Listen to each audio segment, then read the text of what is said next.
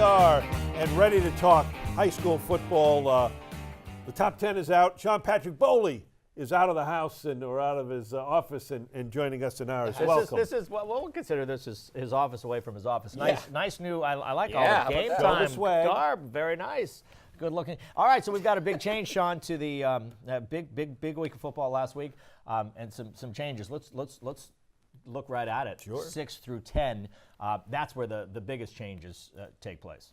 Yeah, 10 jumping in there is Southington, which was on the cusp, and they supplant Bloomfield, even though Southington really didn't play especially well. I mean, that's been kind of a theme for them, but they're undefeated, and voters figured They got out early there, against Manchester, I think. Yeah, they did. I mean, it wasn't the great. Even I read some of the stories of it, and they were like they weren't happy with it, and they have a ways to go. So, but they're voted number 10, so there they are. Naugatuck staying at their number 9. They gave up their first points of the season last week, but I believe it was against St. Paul. But hey, that was a third. They also scored 50 points for a second straight week, so there you go for them. Coming in at 8, probably belatedly coming in. They should have probably been there last week, but you have Newtown. Dan Mason gets his wish. They get a little respect here at number 8 after their big win last week over Stratford. New Canaan, just another week in beating up an opponent after their opening loss. Lou Marinelli's trying to wonder. He's still trying to say, well, what the heck happened to us the first week? I have no idea. So neither do we, Lou. So, but they're in there at number 7, and then at number 6 is Hartford, which had to survive another barn burner. A one-point victory. A 1-point victory. Over Simsbury. Raekwon Tompkins had to stop Jackson Master. Was it Jackson Master? Well, whoever it was. The 2-point Jackson conversion. Butler. Jackson Butler on the 2-point conversion with about a minute and change left. I mean, he also threw the winning touchdown pass in the fourth quarter last week. So they survive, and they still saying they're number 6. Well, I'm starting to wonder about the Hornets. Yeah, they keep winning, which is all you ask. They're winning, exactly. They have. I've seen both games, or at least half of both games, and they have been sloppy. And they've had opportunities, and they've fumbled them away and kicked it away and penaltied it away in the first half of both of those games. But they've won both of them. Let's go. I want to go back though and talk about Southington a little bit, because I think people are not jumping on this team quickly enough. Jacob Drena, the quarterback there, I think is really found his niche. This is his first year starting. And I think this offense can really gel. They scored early against Manchester, and then I think kind of coasted. Yeah, listen, that's a power program. You got to talk about some of the best programs in the state. Southern is always going to be there, especially if you have a coach like Mike Drury on board. And Drina has shown he can sling it for them as well. The rest of the guys is kind of a no-name team. A lot of names I knew have all graduated, but they don't look a whole lot different than they have in the past. 3-0 start. I mean, again, a lot of fumbles and interceptions and penalties and stuff like that.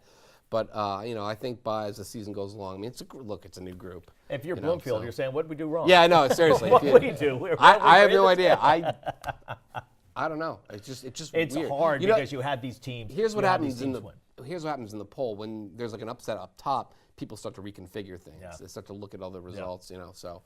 Naugatuck is holding firm there in the bottom half of this, but Naugatuck is big, they're strong, they're fast. I was at that game against St. Paul. St. Paul scored an early touchdown, and then that was it. They were shut out. But Naugatuck can score easily. They've got some guys who are fast and can run over you, and their defense is, okay, they gave up the 6 points, but otherwise they've been nothing but stellar. Right, first points of the season, as we mentioned before.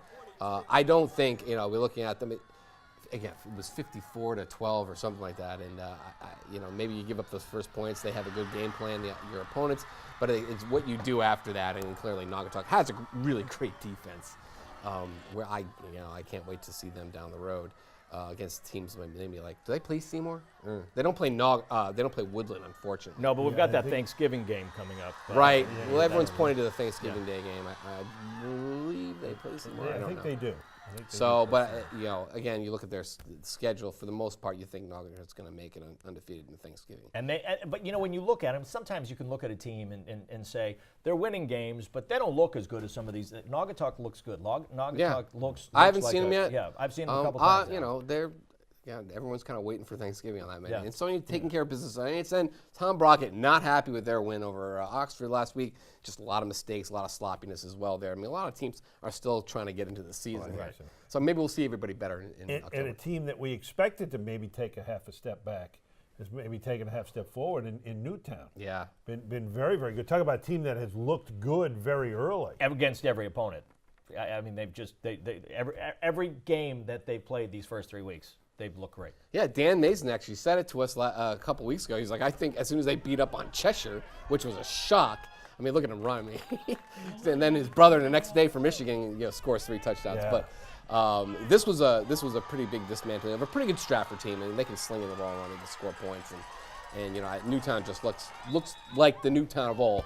They lost 3 games last year. It looks like they're on a mission this year to kind of get back into the state playoffs. I know that's what everyone was saying, Bobby Patterson and the guys. So far, so good. We were looking at their schedule, and maybe Bunnell. Bunnell looks pretty good, too. Yeah, but Bunnell does. So that should be a good game. All right, let's get into 1 through 5 here, because this is where yeah. it's not like we have new teams, but they've just moved around a Yeah. little bit. So Darien takes over the number 1 spot. Personally, and the way I voted, I don't see any reason why Greenwich needed to drop out of that spot. Is like why Darien again? I guess because they beat St. Joe's, but Greenwich at 2-0 had the week off. And They are the 3-time defending number 1 team, the 3-time Okay. state champion. All I don't vote them number 1. I admit that much. I don't. I have hand number 1. Yeah, he has hand number 1. I have Greenwich number 1. I do too. I had Greenwich number 1 last week after week 1 when St. Joe beat. You had New Canaan to start the season. I had New Canaan to start the season. St. Joe beat him. I put Greenwich there. Yeah. I think Greenwich is just a complete package. I know they were a little iffy that first game, but it was still a rout over Trumbull. Hand sitting in there at number 3. They're worthy of a few first place votes. They actually got 4. Greenwich got 10, and Darien got the majority. And listen, there's no problem voting for Darien number 1. They aren't the same team, but they proved themselves against St. Joe last week. Their line up front is a little smaller than normal, but they played deep. They made St. Joseph work for that first touchdown. It was a broken play they actually finally scored on. They didn't get the call right on time, but after that, it was 22 straight points. The new quarterback, Cooper Hancock, looked pretty great. His receivers can catch the ball, man. Look at that. Yeah. Is that TJ Carnaccia? Yeah, TJ Carnaccia, Yeah. and then there's Tyler Hergen on the other side. We saw him in the snow last They year catching always everything. have 3 guys that are the same. They all look the same and Yeah. do the same things. Yeah, I mean, look, it's not as big a team as it was a year ago. I think that's what Connor Fay, the great All-State linebacker, was saying. But again, the coaching staff is top-notch. Rob Jafone and the guys are tremendous. And this game just proves it right there. I mean, St. Joe, they didn't have Phil Passbank, who really hurt. Number 41, he's going to be out for a month, maybe 2 months. Injury. Yeah. So it looks like he might be out for an extended period of time. So that's going to be tough. Luckily for St. Joe, they don't have any huge games left until you get toward the end of the season. So I think they're going to be okay as far as like the playoffs go, and that's good news for people who like St. Joe, but maybe not Class M. Who knows? Right. Who knows? We'll see where we are by then. But that is where we are now. Darien assumes its rightful spot, top of the poll. Number one. Yeah. All right, listen, Sean, good stuff. I'm looking forward to this week's lineup. I looked at last week, and I didn't think we had any huge matchups, but we had a lot of We have some in the good top stuff. 10, Yeah, so there's some. every week there's going to be something fun. What do you like? Well, we're out of time. Yeah. All right. Well, I guess You have we're to out just of time. go to GameTimeCT. Yes. See There where you we're go. going. Game Time CT, Sean Patrick Bowley, the guru of high school football in Connecticut. Thanks for coming in. We'll be right back here on CT Sports Now with more.